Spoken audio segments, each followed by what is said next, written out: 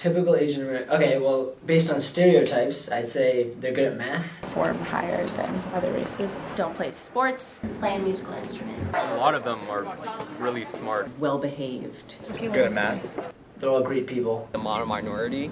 Sometimes is quiet. Very driven. Very dedicated with their schoolwork. Study all day. Hardworking. They excel in the academics. Nerdy. Always. Smart. Hardworking, intelligent student. Strong family influences. Very good grades. Math. Computer. Science. Math. Really can excel. They don't excel for their own curiosity. They excel to go to a prestigious college and to have a prestigious job. But also like a really quiet and shy person and someone who doesn't make waves in crowds and stuff and in society. But I personally don't believe in all this stuff. Unfortunately, there isn't really one typical Asian American student. I don't think you can say that any stereotype is like completely true, but I think it has a lot of true aspects. I think it is for some people. With people who have Asian parents generally are more strict.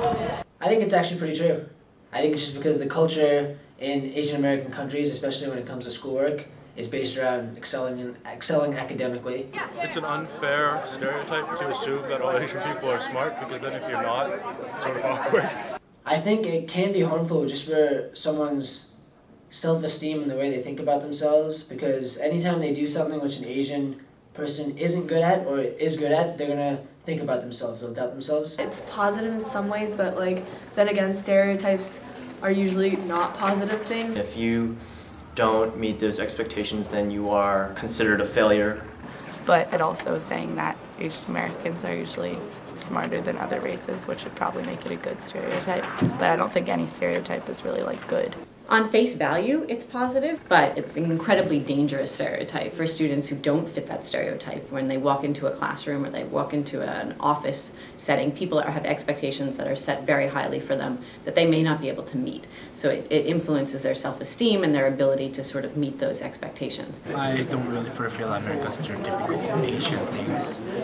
But first, I don't get everything A. Second, I'm doing too many stuff that like Asian people don't usually do, like making our own band, like doing music a lot. People will be like, "Oh, Alan, can you help me out?" And like, why? And like, "Oh, because you're Asian, so you must know the answers." And there's nothing really like racially offending that happens to me daily. Just like good old banter between friends. Usually it's like my friends and I'll be like, oh, haha, like that's funny as well, so. Discriminated against, for sure. Is it overt discrimination? Probably not. If there was a very direct racist comment, people would today question that. I think what happens is that there's a lot of underhand, sort of under the radar types of discrimination that goes on. The perceptions that teachers have sometimes about Asian American students, sometimes the high expectations that they place on students, whether or not they're able to live up to that is a different question, also is part of the stereotype and the discrimination that takes place. I've never been personally picked on, but I have heard the whole oh, we can't drive and all we can do is nails, but it's never been personal, but I've seen it happen. Yeah, my parents say that when they're in the street driving. Pretty much everyone I meet either jokingly makes the assumption that I'm really good at math and science, and some people actually really think that I'm good at math and science. I might be good at math, but I don't think, oh, I'm Indian, so I have to be good at math. It's just the way it is. So I consciously don't really try to resist any stereotype.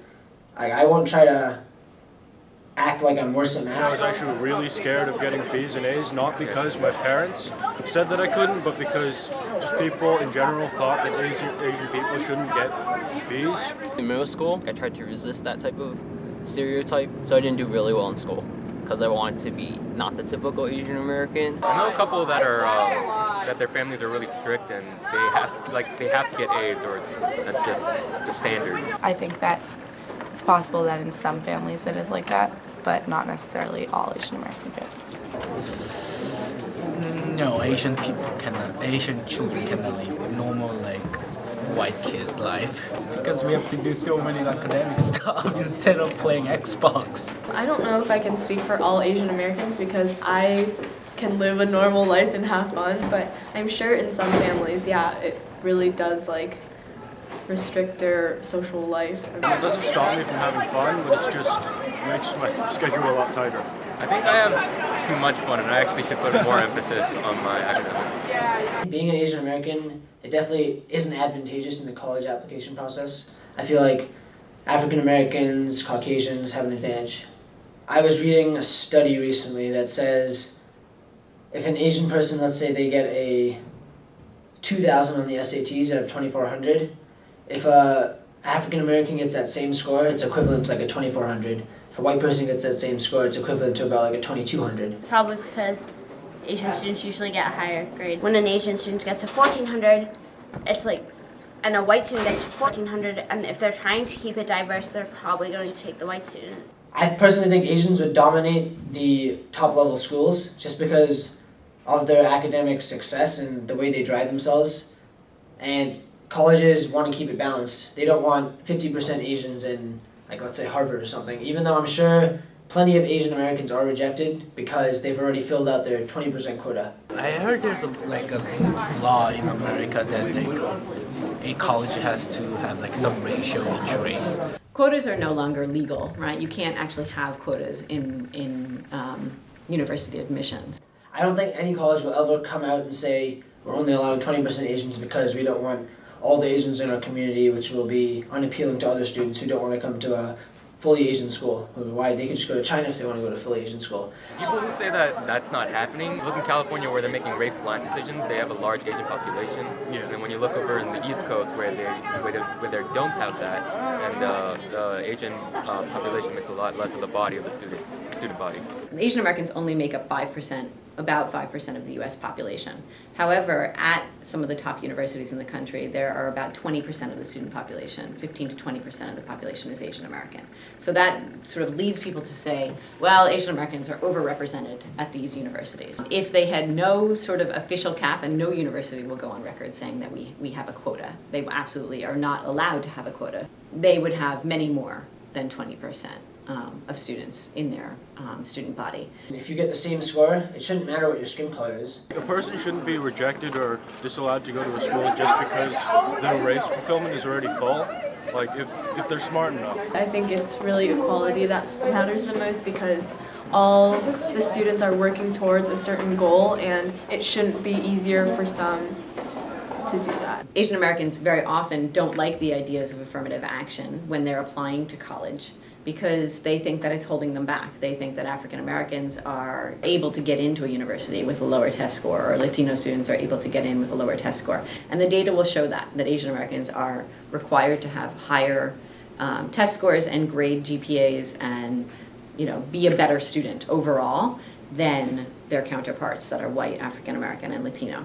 What most people don't realize is that affirmative action not only helps you when you are applying to university, but it also helps in corporations and in work life.